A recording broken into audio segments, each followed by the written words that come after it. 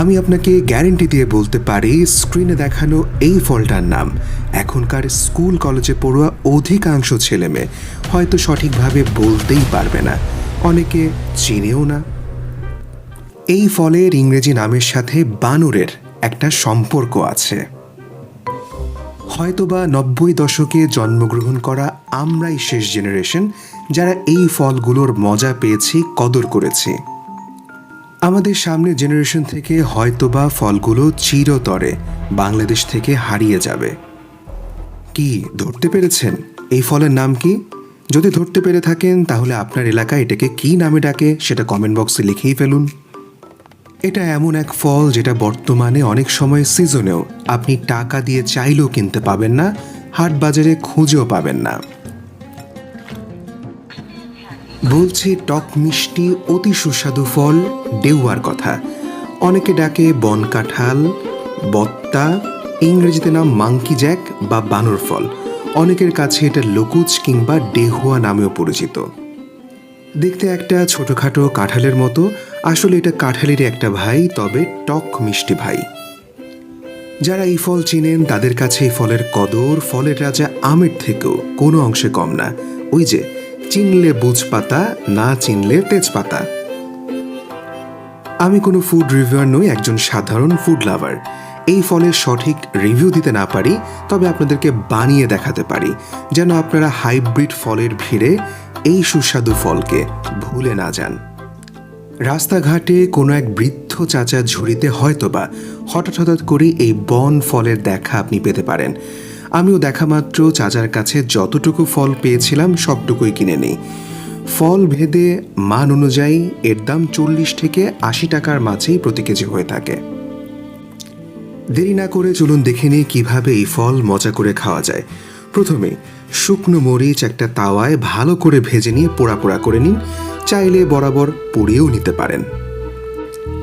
এদিকে ডেওয়াগুলোকে ভালো করে পরিষ্কার করে খোসা ছাড়িয়ে নিন। এর ভেতরে থাকা কাঁঠালের কোয়ার মতো অংশগুলোকে নিয়ে নিন। কাঁঠালের মাঝখানের অংশের মতো অংশ ফেলে দিয়ে এর সাথে সাধারণ লবণ কিংবা বিট লবণ দিয়ে ভালো করে মাখিয়ে স্বাদ অনুযায়ী কিছুটা সাদা বিষ বা চিনি দিয়ে ভালো করে মিলিয়ে নিন। এরপর প্রয়োজন অনুযায়ী সরিষার তেল মিলিয়ে আবারও ভালো করে মেখে নিন। তৈরি হয়ে গেল দুর্দান্ত স্বাদের ডেওয়া ভর্তা। আমি আবারও নিশ্চিত করে বলতে পারি যাদের এই ফলের স্বাদ সম্পর্কে আইডিয়া আছে, আমাদের ভিডিও দেখতে দেখতে তাদের মুখ দিয়ে নিশ্চিত লালা ঝরছে। আচ্ছা, এই যে ডেওয়া, আমি একটু খেয়ে দেখি। খেতে মজা আসছে। টক ঝাল মিষ্টি, সেই মজা। আর এই যে এটা হচ্ছে ডেওয়ার বীজ, এটা কিন্তু খাওয়া যায় না। এই যে আমার প্লেটের মধ্যে হচ্ছে গিয়ে ডেওয়া, প্রায় মনে হয় 2 বছর পর খাচ্ছি। আলহামদুলিল্লাহ, আমার এটা খাইতে খুবই মজা লাগে, কিন্তু প্রবলেমটা হচ্ছে এটা পাওয়া যায় না। অনেক খুঁজি, অনেক সময় খুঁজি না। ভিটামিন আছে, অনেক ভিটামিন আছে। আচ্ছা, আমার আব্বা বলতেছে বনরা হয়তো ধারণা করতো যেটার মধ্যে আসলে মানে তেমন কোনো নিউট্রিশনাল ভ্যালু ছিল না, বাট আনফর্চুনেটলি এটা নিউট্রিশনাল ভ্যালু অনেক অনেক অনেক অনেক। যাই হোক আর কি, তো ডেওয়া খাই আলহামদুলিল্লাহ। আমার মুখে এখনো আছে অম্ল মধুর টক মিষ্টি, আবার ওইদিকে হচ্ছে গিয়ে মরিচ দেওয়ার কারণে একটু ঝাল লাগতেছে, বা জিনিসটা দুর্দান্ত। মানে এটা হচ্ছে, যদি আমি বলি যে লিচুকে আমি 10-এ কত নাম্বার দিব, লিচু আমার কাছে পাবে 10-এ 9, কিন্তু ডেওয়া আমার কাছে পাবে 10-এ 8.5। কিন্তু লিচুর থেকে এটার দাম অনেক কম, কিন্তু জিনিসটা খাইতে অনেক মজা। Thank you. আবু, এটা কি বলতে পারবা? ডেউয়া ডেওয়া। ডেওয়া তুমি লাস্ট কবে খাইছো? গত বছর গিয়েছি। গত বছর খাইছো।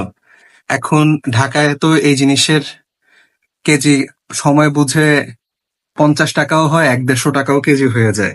তো ডেওয়া নিয়ে তোমার কোনো ঘটনা মনে আছে? তাহলে বলো তো দেখি। মুক্তিযুদ্ধের সময় ইন্ডিয়া যাওয়ার পরে ক্যাম্পে উঠলাম, তাকিয়াটিলা ক্যাম্প। সেখানে একজন আরপি সিং বলে এক মেজর ছিলেন ক্যাম্পে সার্জে, ইনচার্জে ছিল আর কি, major RP Singh. RP Singh, major RP Singh Indian army ত্রিপুরাতে ছিল। তাকিয়াটিলা ক্যাম্প, এটা একটা পাহাড়ের উপরে। আচ্ছা। সেখানে দেওয়ার পরে রাত্রে আমাদের কোনো খাওয়া দিল না, ভোরবেলায় বার দিয়ে ট্রেনিং এ করাইলো, ইনিশিয়াল ট্রেনিং তোমাদের বাড়িতে? ট্রেনিং বার দিয়ে। আচ্ছা। এটা করার পরে ধান কাটতে নিয়ে গেল বনে। সেখানে মুক্তিযোদ্ধারা যারা নতুন আসে তাদের জন্য ঘর তৈরি করতে হবে। আচ্ছা। ক্যাম্পের বাইরে তখন আবার বের হয়েছে, দেখি যে উপরে অনেক কাঁঠাল এবং ডেগুয়া গাছ।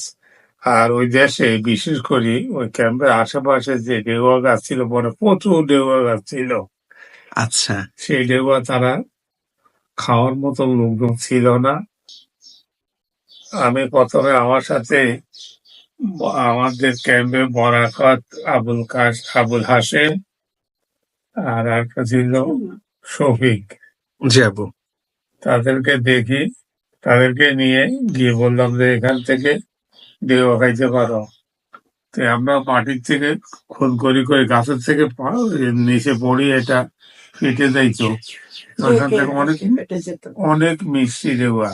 আচ্ছা। ওটা খেয়ে প্রায় 2-3 দিন ছিলাম, এরপরে কাঁঠাল খেয়েছিলাম। তাইলে মুক্তিযুদ্ধের সময় তোমরা এই ডেউবার কাঁঠাল খেয়েছিলা তাইলে, যখন তোমরা ট্রেনিং ক্যাম্পে ছিলা? অনেক সময় ছিল। অনেক সময় ছিল। আর বাড়িতে কি আব্বু এখন ডেউয়া গাছ আছে আমাদের লক্ষ্মীপুরের রামগঞ্জে? আছে, আমাদের উত্তরডাঙ্গায় গাছ ছিল, এখন কম, অনেক কমে গেছে। এখন আছে কিনা জানি না। আমার ছোটবেলায় উত্তরডাঙ্গায় গাছ ছিল, ওটা অনেক উপরে গাছ ছিল, ওই জন্য পারতাম না। তাইলে কি মানুষ টাকা দিয়ে ডেউয়া কিনে খায়, এটা কি তার মানে হচ্ছে একটা ইম্পসিবল বিষয় ছিল তোমরা যখন ছোট ছিলে? না, এগুলা কেউ খাইতো না, ডুমুর ডেউয়া এগুলো কেউ গাছে ভাই খাওয়া তো তারপর আরেকটা ছিল কাউফল। কাউফল। তার মানে হচ্ছে পরে একদম কাউফল, হ্যাঁ। ডেউয়া, ডুমুর, এগুলো খাইতো না কেউ। বেতফল কি পাওয়া যেত আব্বু?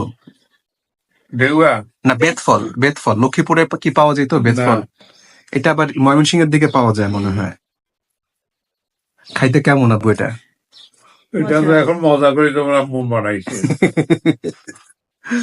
ওটা তো সরাসরি গাছ থেকে পাকা পেরে পড়ে থাকে। তখন তোমাদের খাওয়ার কি পারতো না কেউ, ওটা পরিবার ইয়েতে ফেটে যেত, ফেটে যাইতো।